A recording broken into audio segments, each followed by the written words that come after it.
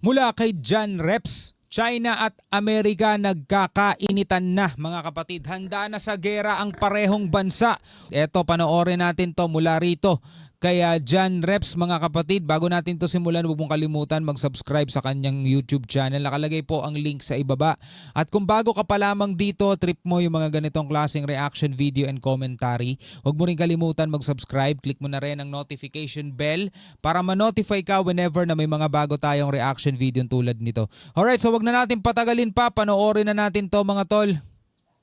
Tila magkakasubukan na ngayon ng Amerika at China matapos sabihin ng Amerika na handa umano ang bansa nito na makipagyera sa China. Ito ay tugon ng Amerika sa mga banta ng China kasunod ng pagpataw ni Pangulong Trump ng mga bagong taripa sa China.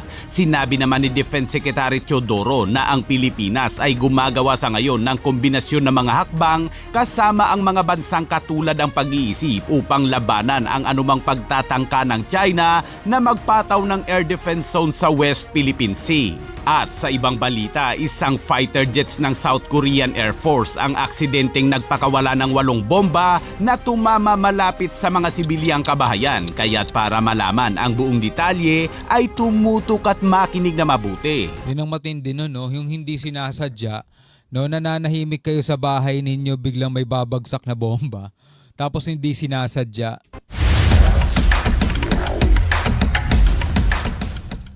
Tila nagsisimula na ngayon ang initan ng Amerika at China kung saan sinabi ni US Defense Secretary Pete Hegseth noong Miyerkules sa isang interview ng Fox News na ang Amerika ay handa para sa digmaan kontra China. Ito ay tugon ni Hegseth sa mga banta ng China kung saan sinabi ng China sa isang post nito na kung digmaan ang gusto ng Amerika, maging ito ay isang digmaang taripa, isang digmaang pangkalakalan o anumang uri ng digmaan, ay handa umano ang China na lumaban hanggang sa wakas. Matindi nga nito mga kapatid, no? Nagaganap na nga ngayon ng gere sa taripa, trade war, no? Pero ang sabi nitong China, ano pa man yan, any other type of war, ready daw silang harapin ng Amerika. At sumagot din naman ng Amerika, mga tol. Handa rin silang makipaggera sa China. Ito ay kasunod ng pagpataw ni Pangulong Donald Trump ng mga bagong taripa sa China. If war is what the US wants, Diyan ko pala. be it a tariff war, a trade war, or any other type of war, we're ready to fight till the end. Ayon kay Hegseth, ang mga nagnanais ng kapayapaan ay dapat na maghanda para sa digmaan na itinatampok ang mga pagsisikap ng modernisasyong militar ng Amerika. Anya, nabubuhay tayo sa isang mapanganib na mundo na may makapangyarihan, maunlad na bansa na may iba't ibang ideolohiya. Grabe, no? Parang ang hirap ata tanggapin nun dito sa Pilipinas, pero yun ang talagang kasabihan eh. Ang isang bansang naghahangad ng kapayapaan ay dapat naghahanda sa digmaan. Ano sa tingin nyo? Ano masasabi nyo doon mga tol? No? Balikan natin yung sinabi ni Pete Hegseth. Militar ng Amerika kay Hegseth, ang mga nagnanais ng kapayapaan ay dapat na maghanda para sa digmaan. Tulad na lamang dito sa Pilipinas, 'di ba? Nagnanais tayo ng kapayapaan, 'di ba? Right to access sa ating exclusive economic zone. Ang mga mangingisda natin payapang makapangisda. Yung mga barko natin payapang makapaglayag. Ganon din yung mga eroplano natin payapa na makapagsagawa ng surveillance sa ibabaw ng ating EEZ. Kung ang kapayapaan natin ay hinahangad sa pamamagitan ng ganito, mga kapatid, yung tipong walang umaaway, walang nangaharas sa atin, kailangan natin maging handa, makipaglaban sa mga gustong umangkin. Hindi naman kasi natin pwede silang i-push ng pakikiusapan lang eh. 'Di ba? Iba kasi ang ugali nito mga 'to eh. So dapat maging handa tayo mga tol. Yo, kung titignan mo no, totoo naman eh, kaya nga tayo nagpapalakas ng depensa ngayon eh. Anya, nabubuhay tayo sa isang mapanganib na mundo na may makapangyarihan, maunlad na bansa na may iba't ibang ideolohiya. We're prepared. Those who long for peace must prepare for war.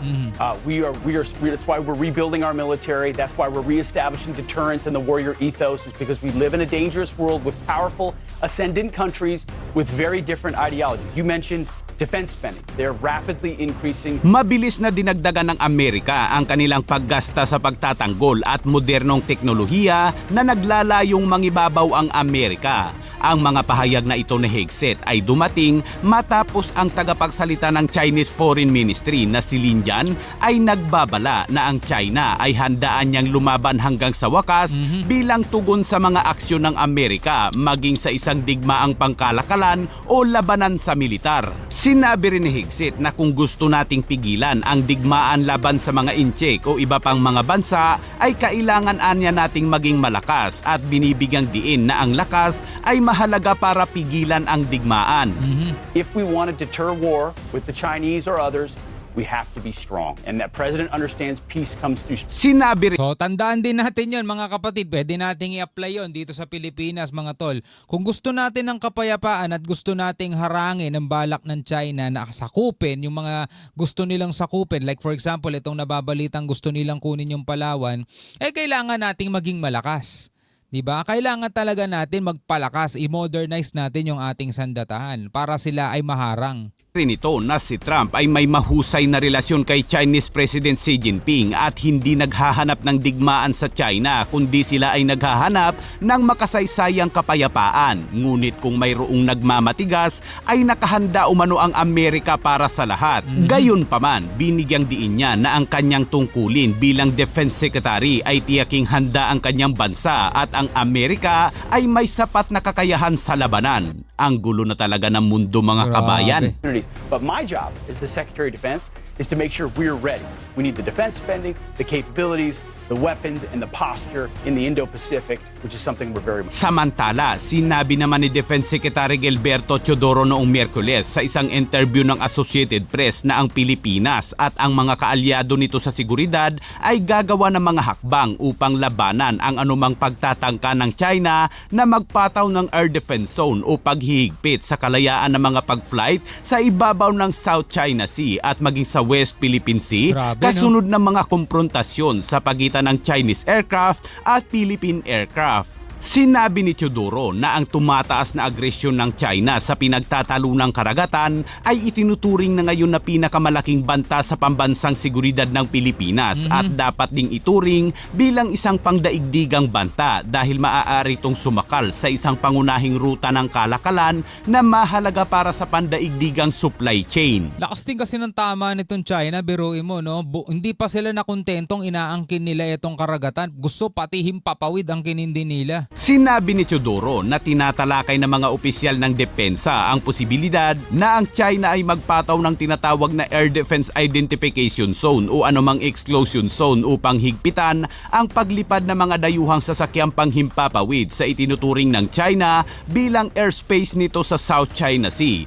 At iyon anya ay isang napakaseryosong paglabag sa international na batas. Diba? Sila mga tol gumagawa ng batas nang hindi man lang kumukonsulta o hindi man lang tinitignan kung naaayon ba sa international law yung ginagawa nila. Basta makapal lang talaga apog nila. O, magtatayo kami dito ng isla. Nagtayo na sila ng isla. O, airspace na namin yan. Ganon katindi. Dagdag pa ni Teodoro, ang Pilipinas ay gumagawa ng kombinasyon ng mga hakbang kasama ang mga bansang katulad ng pag-iisip upang kontrahin ang anumang naturang aksyon ng China.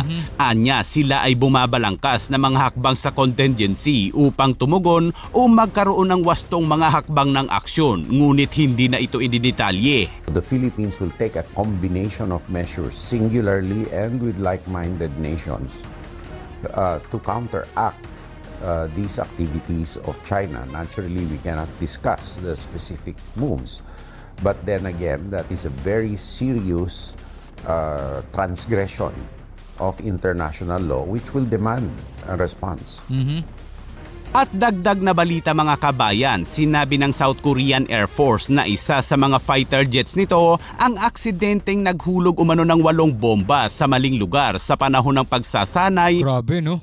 Na nagresulta ng pagkasugat ng mga sibilyan. 8 Mk-82 General Purpose Bomb ang umano'y nag-abnormally released mula sa isang Air Force KF-16 fighter jets na tumama sa labas ng designated firing range. Kaya't labis na ikinalulungkot ng Korea ang insidente na nagresulta ng mga civilian casualties. Nako, Napakalungkot naman yung tipong payapa ka, no? Nagkakape ka sa labas, kumakain ka, tapos bigla ka nalang nabagsakan ng missile nang wala ka man lang kamalay-malay, di ba? Tapos hindi sinasadya, wala namang gera, di ba? Nagkaroon ng mga civilian casualties dahil dito. Kawawa naman sila. Anyway, mga kapatid, anong masasabi mo dito sa mga videong napanood natin? Pwede ka magbigay ng komento sa ibaba. Pwede ka magbigay ng iyong saloobin at opinion. Maraming salamat sa inyong panonood, mga kapatid. Hanggang sa muli, ako nga pala si Shobal D. Peace out.